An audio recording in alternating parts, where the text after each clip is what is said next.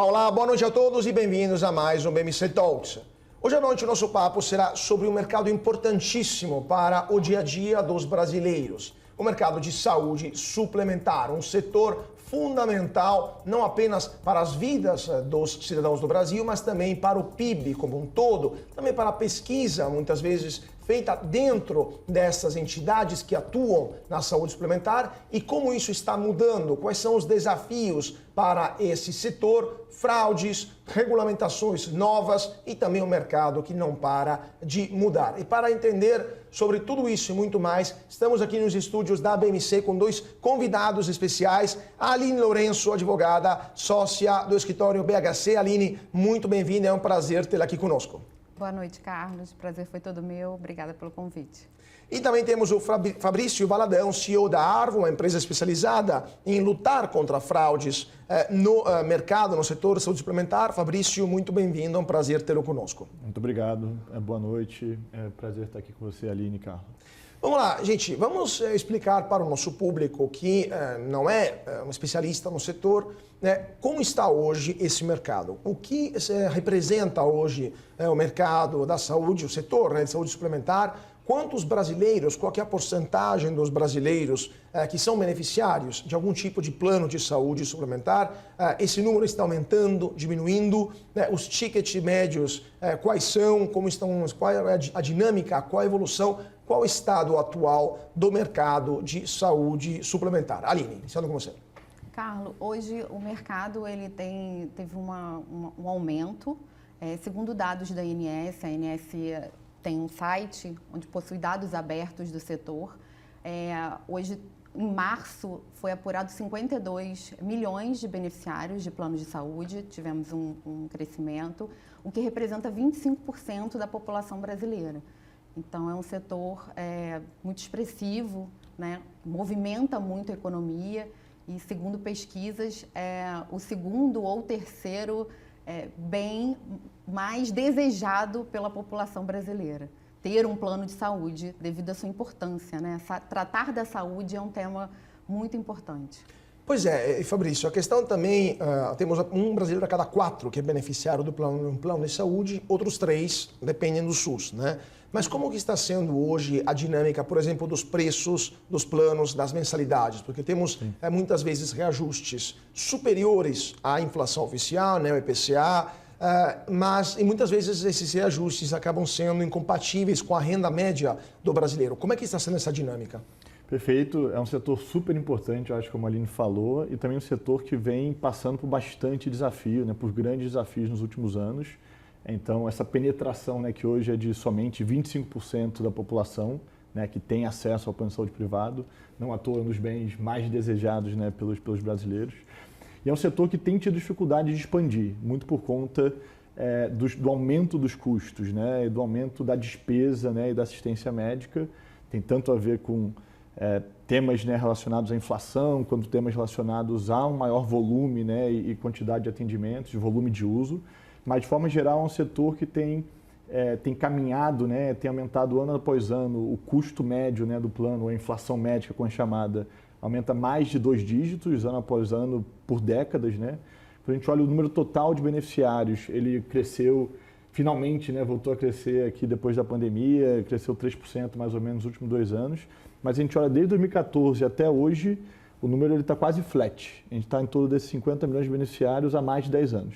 Então, tem muitos desafios aqui, muitos desafios de sustentabilidade, né, de como a gente consegue entregar, né, para os brasileiros uma saúde privada de qualidade e a um custo mais eficiente, né, e, de uma forma geral, mais acessível. E, sem dúvida, dentro das ineficiências, né, tem uma série de ineficiências, mas as fraudes, né, os abusos, o uso indevido, sem dúvida é uma das ineficiências que machucam aqui o setor e que impedem mais pessoas de fazerem parte do sistema. Vamos pegar então um gancho desse último ponto, o impacto das fraudes, dos abusos, até do excesso de judicialização do setor. Inclusive denunciado em vários momentos até por tribunais superiores. Hoje temos um número enorme de processos que são movidos contra plano de saúde. Temos também quadrilhas organizadas, crime organizado mesmo, que estrutura fraudes, golpes contra os planos de saúde. Como está nesse momento o setor? Quais são, se temos números para mostrar para o nosso público qual que é o impacto das fraudes, até nos preços, né, nos próprios preços dos planos, dos medicamentos, etc. E quantos são os processos que hoje estão rodando em volta desse setor tão importante. Aline. Nos últimos 5 anos, o CNJ trouxe um estudo que em 2024 a gente teve um aumento de 300 mil casos envolvendo a temática de saúde suplementar. Não só temas de negativas de cobertura, reajuste de mensalidade, rescisões indevidas de contrato, enfim, tudo que envolve, né, a temática de saúde suplementar. E a questão de fraudes foi também muito impactada, principalmente pós-pandemia, onde a gente identifica diversos procedimentos de fraude, né, envolvendo beneficiários, prestadores de serviço, que também compõem clínicas, laboratórios, corretores, enfim, toda a cadeia, todos os atores do setor envolvidos nessa temática, né? Um dos temas de grande repercussão é o caso do reembolso. E o reembolso, ele é também chamado de utilizado por essas clínicas não credenciadas, principalmente, porque dentro do setor de saúde a gente tem prestadores que são credenciados, que existe um contrato de prestação de serviço com a operadora de plano de saúde, e existem outros que são não credenciados. E dentro desses não credenciados, você possuindo um contrato de livre escolha, você podendo escolher um prestador, o que se verificou é que pós-pandemia, esses prestadores não credenciados montaram verdadeiras quadrilhas, né, para utilizar essa prática de reembolso como uma forma de ganhar dinheiro, né? Ou seja, fraudar o setor. Sistema. Exatamente, fraudar o sistema. E o reembolso sem desembolso, a gente teve a oportunidade de trabalhar em algumas frentes específicas com esse tema. Essas quadrilhas chegavam a montar clínicas em locais que não existiam, prestavam serviços que também não existiam, se colocavam como representantes dos beneficiários, eles falavam que iriam entrar em contato com a operadora, que o beneficiário não precisava gastar nada. Os serviços, alguns eram oferecidos, outros não. Então, muitos desses valores eram superfaturados. Por exemplo, você ia a um laboratório para fazer um exame de sangue que custa um valor X e eles cobravam a operadora 3, 4, 5X, né? Que sabiam mais ou menos o valor de reembolso que você receberia da sua operadora. E muitos desses prestadores, eles chegavam a pedir login e senha do beneficiário para pedir o reembolso diretamente à operadora. Então, dados que são sensíveis, que deveriam ser intransferíveis. Só que o consumidor, né, o beneficiário, o usuário de plano de saúde, nesses casos, era vítima, porque falta um pouco de informação, né, do mercado e um cuidado na hora da transferência desses dados. Esses prestadores solicitavam um reembolso junto à operadora, recebiam o valor da operadora, né, o beneficiário depois repassava. Quando caía em exigência, porque depois de um tempo as operadoras começaram a entender e identificar que era uma prática criminosa, muito por conta até de valores superfaturados, né? Valores que fugiam ali ao histórico do que aquele beneficiário pediam, clínicas que não tinham contrato de credenciamento com a operadora, então aquilo gerou um grande alerta e esses prestadores chegavam a ingressar com uma demanda junto à ANS, em nome do beneficiário, sem ter representação para isso. E aí o sistema, você percebe, né, como o sistema vai ficando cada vez mais robusto, né, cada vez mais complexo, né? É o fraudador gerando judicialização e gerando mais cargo, né, exatamente. A ANS tem uma mediação muito forte, né, um instrumento de mediação muito forte que chama NIP, Notificação de Intermediação Preliminar. É o primeiro momento onde o beneficiário pode, através de uma denúncia junto aos canais da ANS, seja através via site, o 0800, né, telefone, ou nos núcleos, são os 12 núcleos da agência, comunicar alguma suposta infração cometida pela operadora, né, denunciar essa operadora, uma negativa de cobertura, enfim. E esses prestadores, eles ingressavam com essa demanda. Eles eram interlocutores desses beneficiários e pediam para uma forma de desvirtuar o sistema da ANIP, que é um instrumento de mediação que tem quase 90% de resolutividade dentro da agência. Mas no momento em que a operadora recebia uma comunicação de um interlocutor pedindo um reembolso, dizendo que toda a documentação já havia sido fornecida, apresentada, muitas das operadoras se sentiam coibidas, coagidas a ou garantir um reembolso parcial ou integral, até que conseguiu-se identificar que existia realmente uma quadrilha por detrás disso tudo. E, enfim, foram várias ações promovidas por vários agentes do setor, pelas operadoras, pelos escritórios que atuavam, né, representando essas operadoras, comunicando a agência, monitorando, municiando a agência, levando completos dossiês de como o modus operandi dessas clínicas estavam atuando. Acho que foi uma atuação bem interessante, robusta, complexa, mas que foi noticiado à agência todo esse esquema criminoso. E só para terminar de passar para Fabrício, e se chegou já alguma condenação de quadrilhas envolvidas nesses esquemas ou é algo tão recente que ainda os responsáveis não foram punidos? Então, a agência não tem atribuição para apurar crimes, né? No momento que ela identifica alguma prática criminosa, ela oficia os órgãos competentes, Ministério Público, Sim. Enfim. Mas em âmbito da agência, que é um processo administrativo, ainda que essa ANIP caminhasse para uma lavratura de um auto de infração, abertura de um processo administrativo, apresentação de defesa, o que se verificou na prática é que praticamente mais de 90%, quase 100% desses processos foram arquivados, porque as operadoras conseguiram demonstrar todo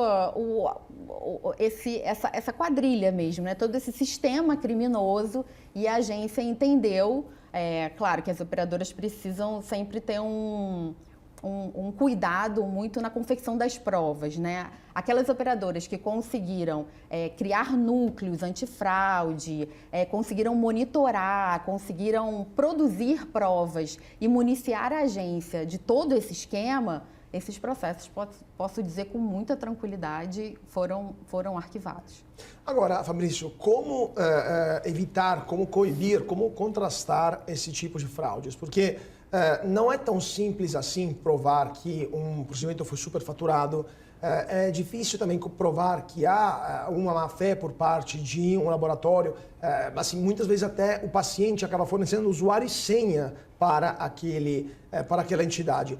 Como evitar que as operadoras sejam vítimas dessas fraudes? Ótimo ponto, e muito dessa fraude ela se intensificou, né? A gente falou aqui bastante no pós-pandemia, e muito porque no pós-pandemia também teve uma aceleração da digitalização, né, desse processo, especialmente quando a gente fala do processo de reembolso, né, que é um dos que tem mais vulnerabilidades, como a Aline bem falou. Quando a gente fala daqueles prestadores que fazem parte de uma rede credenciada, tem todo um controle, uma gestão, uma curadoria de quem são aqueles prestadores, né, estabelecimentos que o plano de saúde escolhe para atender os seus beneficiários. No mundo do reembolso, isso aqui não tem uma ingerência, né, não tem controle por parte da operadora, e aqui é onde tem muita vulnerabilidade, e juntando isso com a digitalização desses processos, de fato se abriram novas, eu diria que novos caminhos, tá, para fraudes que, obviamente, as quadrilhas, né, aproveitaram, né, as oportunidades, e as quadrilhas aproveitaram enfim, e buscaram formas de enriquecimento ilícito ali como um todo. A gente gosta de olhar como lutar com esse problema, contra esse problema, né, que é um problema da sociedade de forma geral. Não estamos falando aqui de um setor específico, falando de, né, brasileiros que poderiam ter acesso à saúde de qualidade. A gente gosta de olhar isso sob dois ângulos. Um é o ângulo da identificação, né? Então, como a gente consegue usar a tecnologia, e já conto aqui um pouco mais de como a Arvo, né, e como a gente tem atuado aqui para a identificação desses casos. E também tem um âmbito aqui da prevenção, tá? E a prevenção vão ter vários mecanismos de educação, mas também tem um mecanismo super valioso aqui, que é de compartilhamento de casos, né? E de compartilhamento de inteligências. A gente hoje tem uma parceria com a Abrange, que é a Associação Brasileira de Medicina de Grupo, né? Que é uma categoria uma das mais representativas de plano de saúde, e que ela consegue, através dessa parceria que a gente tem, a gente consegue dar acesso para todos os operadores que estão afiliadas aos casos, né, e a agentes aqui fraudadores, né, e as suspeitas de fraude. E aí, falando aqui um pouco de volta da capacidade de identificação, existe o mundo aqui da inteligência artificial, né, que ficou super na moda aqui nos últimos 2, 3 anos. A inteligência artificial ela pode ajudar bastante aqui na identificação e em evitar, de fato, esse dano, né, para a fonte pagadora aqui para o plano de saúde. Então, seja através de ferramentas, né, que vão buscar validar e garantir a autenticidade dos documentos, né, a autenticidade daquelas informações que estão sendo passadas e pedindo ali o reembolso através dela. Então, documentos como nota fiscal, recibos, a própria autenticidade, né, e validação da identidade do beneficiário que está ali solicitando o reembolso. Então, se expandiu, né, as tecnologias de biometria para garantir que, de fato, é o beneficiário pedindo e não uma clínica, né, um agente fraudador ali tentando representar o beneficiário. E também aqui dentro do mundo de inteligência artificial tem uma disciplina, né, que é chamada de aprendizado de máquina, que basicamente é uma disciplina que ela tem muita capacidade de identificar padrões e, através desses padrões, o que são as anomalias, né? O que é um comportamento que é suspeito de um determinado tipo de fraude, né? Seja uma recorrência, seja uma frequência, seja uma irregularidade de valor ou do próprio consumo.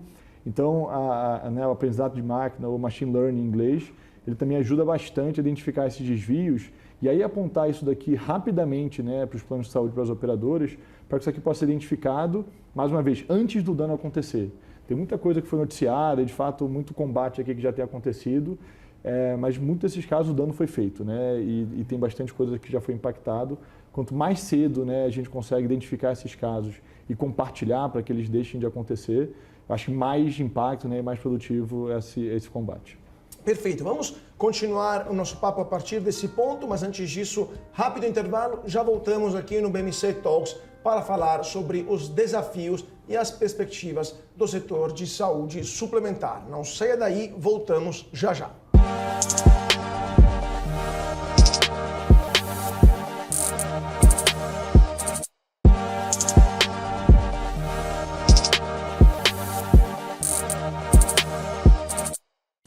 E de volta para o nosso BMC Talks, hoje à noite o papo é sobre o setor de saúde suplementar, o que está acontecendo em um mercado tão importante como o dos planos de saúde, quais são os desafios, os riscos também, fraude, excesso de judicialização. Estamos aqui com dois especialistas do tema, Aline Lourenço, advogada sócia do escritório BHC, e Fabrício Valadão, CEO da Arvo. Fabrício, a gente estava conversando com você sobre as fraudes, mas quanto custam hoje as fraudes nesse mercado? Quanto os planos de saúde são impactados e quanto eles acabam tendo que repassar para os seus beneficiários de custo a mais por causa dessas fraudes?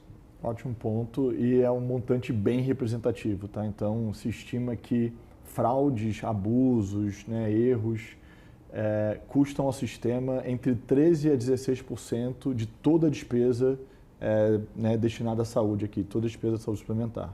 Então, se a gente coloca aqui em referências aqui, número 2024, está falando de algo próximo de 40 a 50 bilhões de reais de dinheiro, né, do brasileiro indo pelo ralo na forma de fraude, tá? Fraude, mais uma vez, e outros usos indevidos aqui. E só para botar isso aqui em perspectiva, 13% a 16% ele já soa bastante, mas eu acho que quando a gente olha a realidade do setor de saúde suplementar, então especialmente falando dos planos de saúde, se a gente pega os últimos 4 anos, tá? Então, 2021, 2022, 2023, 2024, tá? Nos últimos 4 anos, somente em 2024, os planos de saúde como segmento operaram acima da linha d'água, né? Operaram em lucro. E um lucro bem baixo, aqui estamos falando de... Ou seja, dos últimos 5 anos, 4 foram no prejuízo. Dos últimos 4, 3 foram no prejuízo. É isso aí. Só o 2024 que foi, né, acima, teve um lucro pequeno, lucro operacional aqui, que estamos falando aqui de 1,3% de lucro, tá? Então, de lucro operacional. Então, é um número bem baixo. Nos outros foi de prejuízo. Em 2022, o prejuízo chegou a perto de 5%, tá? Então, pensa um setor que sofre para, de fato, ser sustentável, né, para, de fato, conseguir parar de pé, né, como negócio, e você bota em cima disso gastos em torno, né, de, enfim, 13% a 16%, 40 bilhões de reais por ano, que estão indo pelo ralo. E quando a gente fala indo pelo ralo, são gastos que não estão indo na direção de melhorar a saúde de ninguém. Estão indo na direção de enriquecimento ilícito, enfim, e de práticas que, né, devem ser combatidas. Então, ele é um impacto muito grande e, sem dúvida, a gente falou aqui no início um pouco de como o segmento, né, como um todo, ele, felizmente, cresceu um pouquinho nos últimos anos, mas quando a gente olha a foto mais longa de 10 anos, em número de vidas, ele está quase estacionado. Imagina quantas pessoas você poderia botar para dentro do sistema de saúde suplementar se você consegue, por exemplo, abaixar esses preços em cerca de 15%. Né? Quão mais acessível isso daqui fica, seja para indivíduos, né, contratarem, seja para empresas contratarem. E aí se fala, né, tem falado bastante aqui do tema dos planos ambulatoriais, dos cartões de desconto. Isso aqui também acaba sendo uma estratégia, né, muitas vezes por parte das próprias empresas, na incapacidade, né, de conseguir contratar um plano de saúde regulado, né, de fato como produto regulado como ele deve ser, recorrer a produtos que são mais baratos, né, mais simples e que caibam de fato, né, no bolso das empresas. Isso aqui, sem dúvida, conecta muito com a expansão grande dos cartões de desconto, cartões de benefício que aconteceu nos últimos anos. Vamos falar disso também, mas só para terminar esse assunto sobre as fraudes. Mas esse número gigantesco, esse prejuízo também que a gente está vendo, que imagino também seja, depende também da questão da pandemia, que teve um aumento dos custos dos planos, etc. Mas essas fraudes, esse número gigantesco, aumentou a partir de um dado, de um ano específico?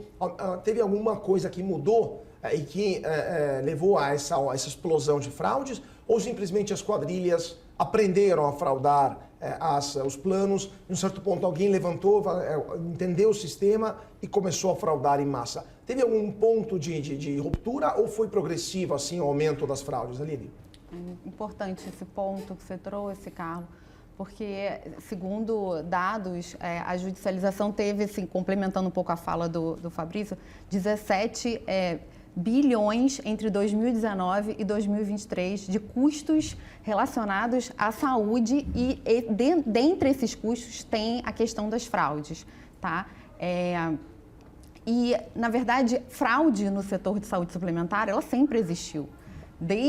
Acho que desde que o mundo é mundo, fraude dentro da nossa sociedade, ela existe, né? O que a gente identifica é um aumento, um crescimento, uma oportunidade maior no pós-pandemia. E no pós-pandemia, muito por conta da questão da tecnologia, né? De implementações, enfim. Então, fraude, ela sempre existiu na saúde. É um problema muito sério no setor, que precisa realmente ser combatido, porque é um custo que tem um peso muito grande para o setor, é um setor que precisa ser sustentável, ele precisa dar garantia a que novos beneficiários ingressem na saúde suplementar, como forma de oxigenar o sistema e também desonerar o SUS, né?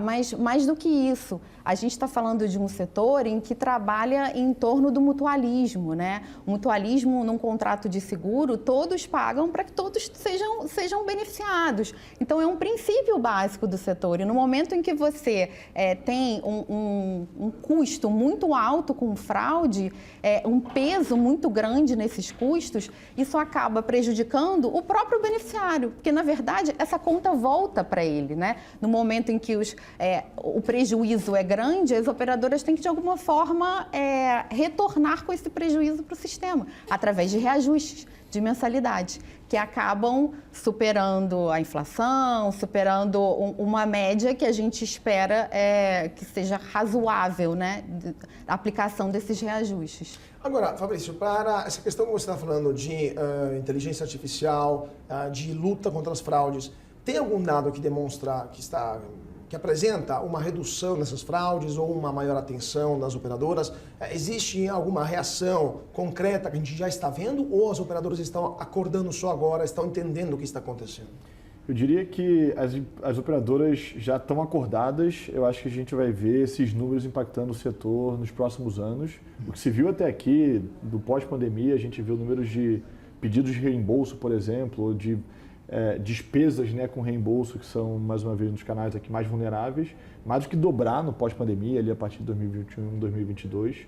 Até o próprio registro, né, de queixas e de fraude cresceu mais de 60%, né, de um ano contra outro, que também, né, evidencia esse aumento. E, sem dúvida, as operadoras elas têm olhado para esse tema com bastante atenção. E aí é a hora onde a gente acredita que a tecnologia, né, de ponta, a tecnologia que super aplicada a esses casos, de fato consegue fazer a diferença. Então, a Aline falou super bem, não é um problema novo, não é um problema que nunca existiu, pelo contrário, é um problema que o setor como um todo luta há muito tempo, mas de fato ele chegou num ponto de um impacto tão grande no setor, no momento que o setor ele demanda tanto, né, esse tipo de combate, essa sustentabilidade, que as operadoras estão de fato super atentas, aplicando uma série de tecnologias, seja tecnologias próprias, seja se associando a empresas, né, de tecnologia como a Arvo, para conseguir identificar esses casos e combater e evitar esse dano o mais rápido possível.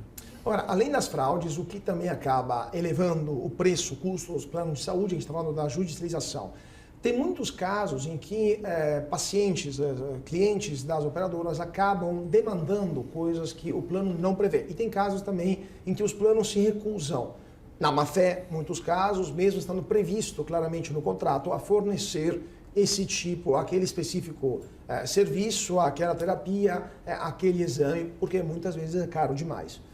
Muitas vezes os juízes também acabam inovando e acabam criando jurisprudência própria, né? Especialmente as cortes de primeira instância, que acaba às vezes sendo revertida nas instâncias superiores, mas como que a judicialização, tirando a questão das fraudes, mas os abusos de processos, abusos de demandas indevidas, ou, por outro lado, os excessos por parte das empresas de não reconhecer procedimentos devidos e também a atuação, vamos dizer, extemporânea dos juízes acaba impactando no setor em termos de custo, na opinião de vocês. Aline?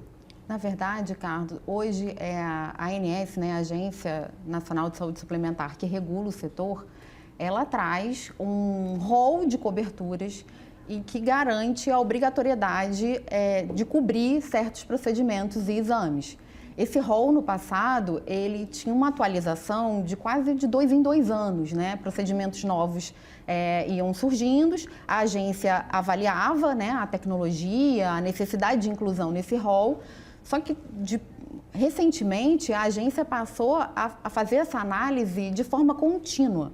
Então, hoje é um rol de coberturas obrigatórias super atual, né, que as operadoras precisam lidar com procedimentos muitas das vezes caros, complexos, que isso representa, sim, um custo para os planos de saúde.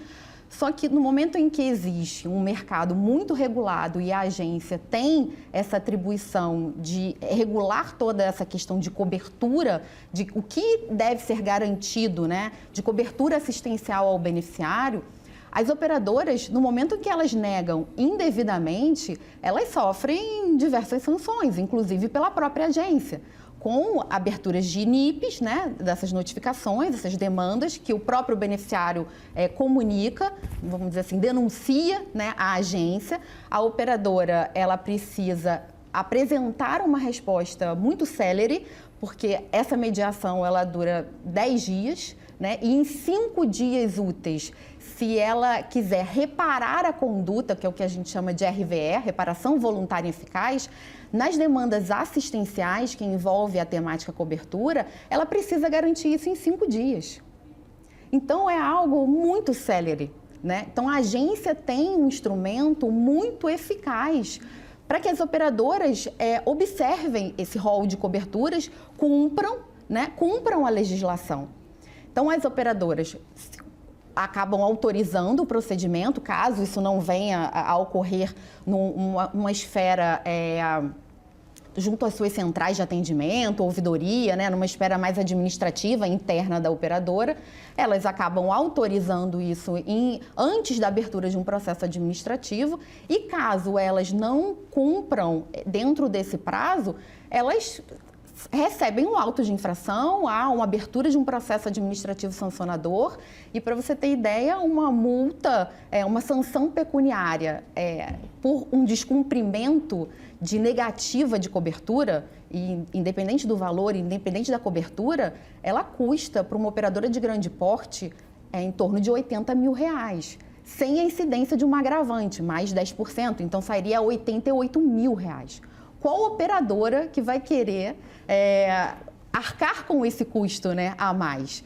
Então, o que a gente vê na prática é que as operadoras, sim, observam o rol. As operadoras têm a preocupação de garantir aquilo que é de direito ao beneficiário.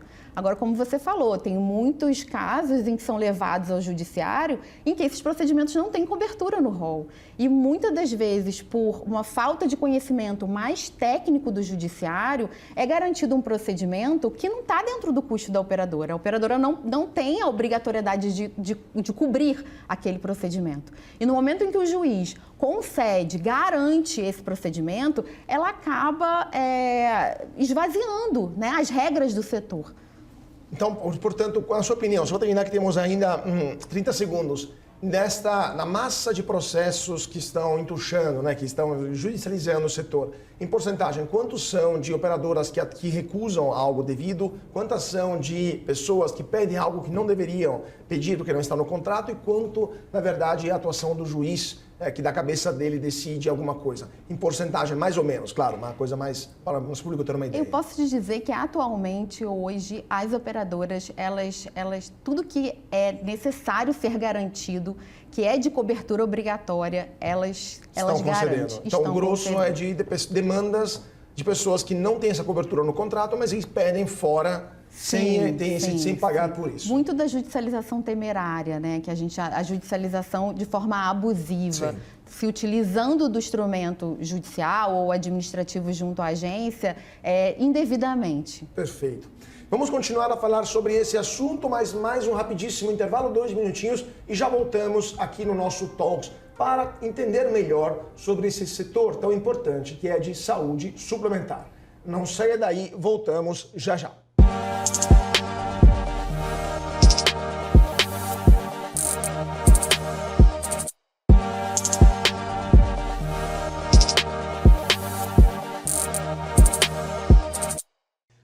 E de volta para o nosso BMC Talks. Hoje à noite o papo é sobre o setor de saúde suplementar.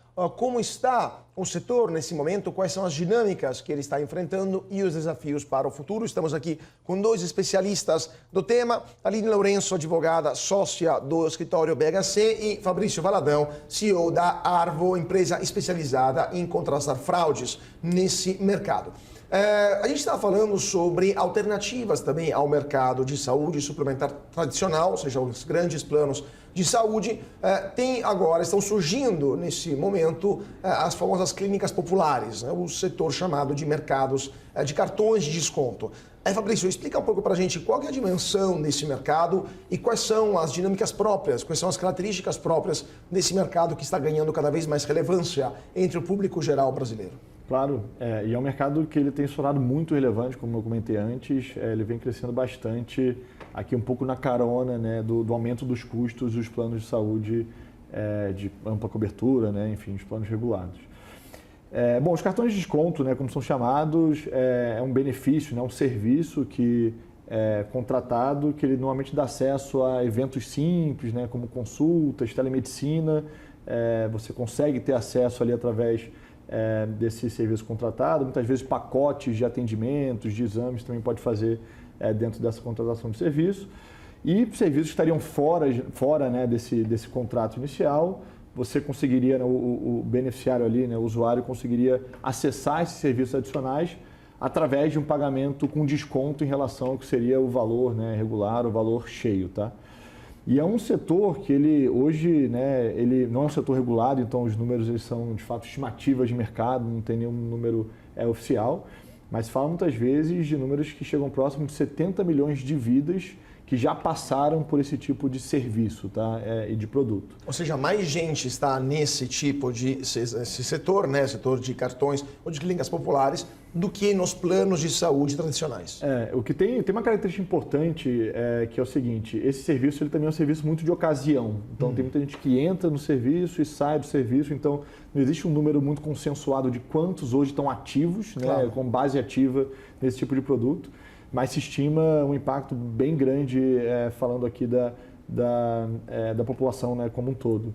E são, né, valores consideravelmente mais baixos do que um plano de saúde tradicional. Aqui se fala em torno de R$20 a R$30 na contratação, né, de um benefício desse por indivíduo, né, aqui, por vida.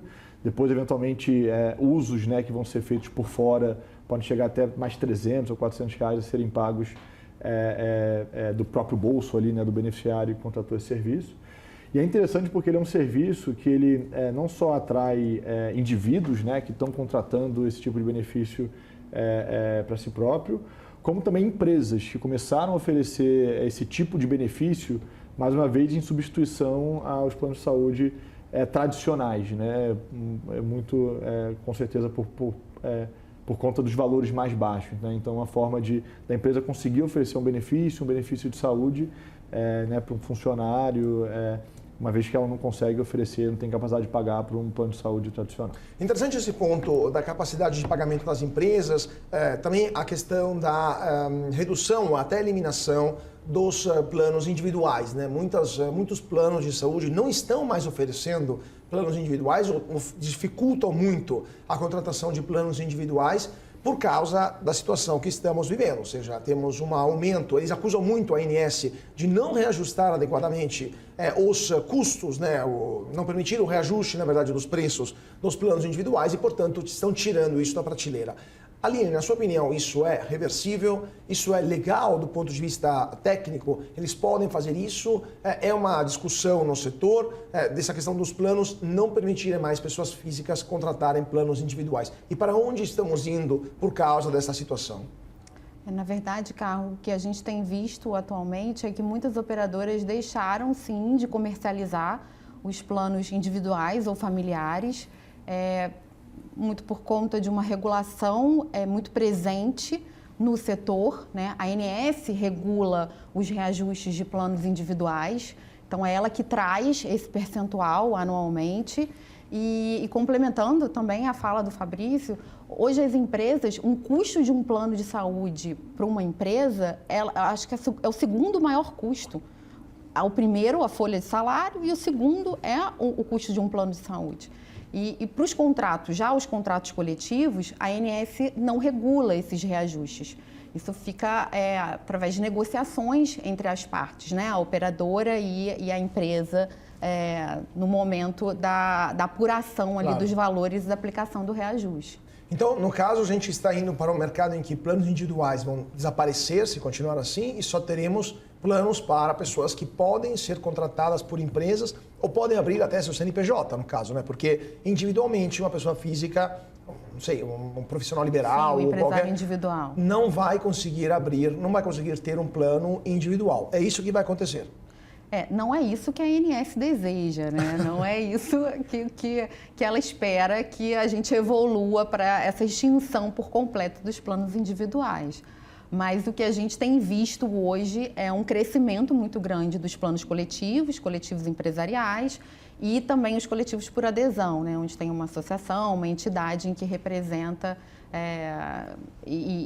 organiza, né, vamos dizer assim, essa modalidade de planos de saúde. E uma redução bem expressiva da comercialização dos planos individuais. Aline, só para terminar esse bloco, que temos alguns minutinhos a mais, estamos vendo na ANS uma discussão para a mudança regulamentar com a proposta de planos que já estão sendo discutidos em audiências públicas, planos só com exames e sem emergência e sem internação. Então, planos só ambulatoriais, sem internação, sem poder estar fisicamente no hospital sendo acudido e sem emergência.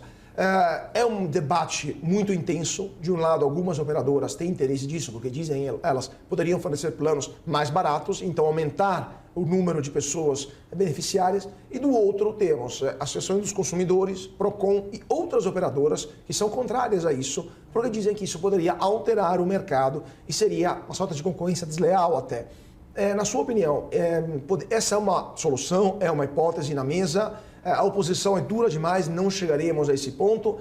Essa é uma questão que deveria ser debatida ou não? Perfeito, é uma excelente pergunta. É um tema muito atual, que vem sendo discutido, o que a gente chama de sandbox regulatório. A agência, ela encampou essa ideia, apresentou essa proposta, né, à sociedade. Isso foi recentemente muito discutido, de que forma as empresas iriam colaborar, de que forma esse plano seria estruturado. A gente está ainda em debates muito iniciais. O que a gente verifica é que sim, há dois polos, né, de discussão. As entidades que representam os consumidores, IDEC, enfim, os PROCONs, eles são contrários a essa proposta porque entendem que, de alguma medida, isso, ao invés de desonerar o SUS, porque a intenção é garantir consultas, um número limitado, exames, ainda que exames mais complexos, para esses beneficiários a valores mais acessíveis, chegaram a atribuir valores até R$100, né? Isso não tem um valor concreto, né? Até porque, como eu falei, são discussões muito iniciais desse projeto. E, em contrapartida, a agência, ao meu ponto de vista, muito inteligente, colocar isso num ambiente experimental, né? O sandbox é um ambiente experimental, onde, através do olhar dela, de uma regulação própria, específica para esse ambiente, ela vai controlar e observar como o mercado se comporta diante dessa nova possibilidade. Porque hoje, dentro de um conceito de plano de saúde, o plano de saúde ele precisa garantir não só coberturas, como internações para urgência, emergência, tratamentos para terapias, tratamentos oncológicos. E nessa nova modalidade, que não se chama plano de saúde, isso vai ficar, de certa forma, bem limitado. Pois é, um assunto que vale a pena, faria só esse um programa inteiro, né? Mas infelizmente o tempo é tirano. Vamos para um rapidíssimo intervalo e já voltamos para falar sobre as dinâmicas e desafios do setor de saúde suplementar. Não saia daí, voltamos já já.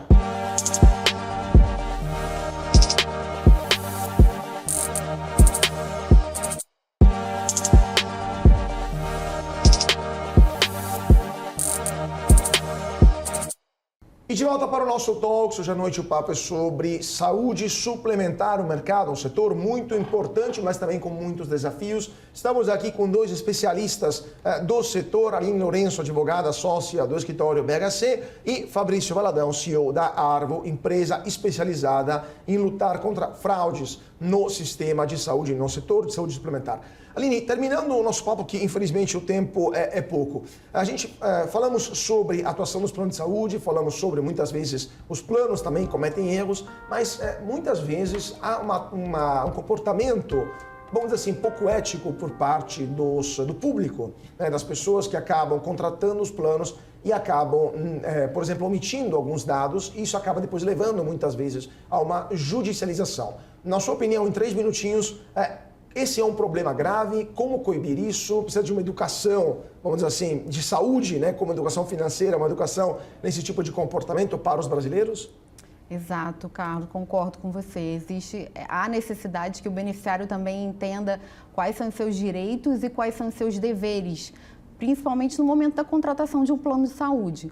No momento em que você assina uma proposta, né, que você contrata um plano de saúde e nessa proposta existe uma declaração de saúde, e no momento em que você sabe que você é portador de alguma doença pretérita, você precisa declarar isso, né? A omissão, isso acaba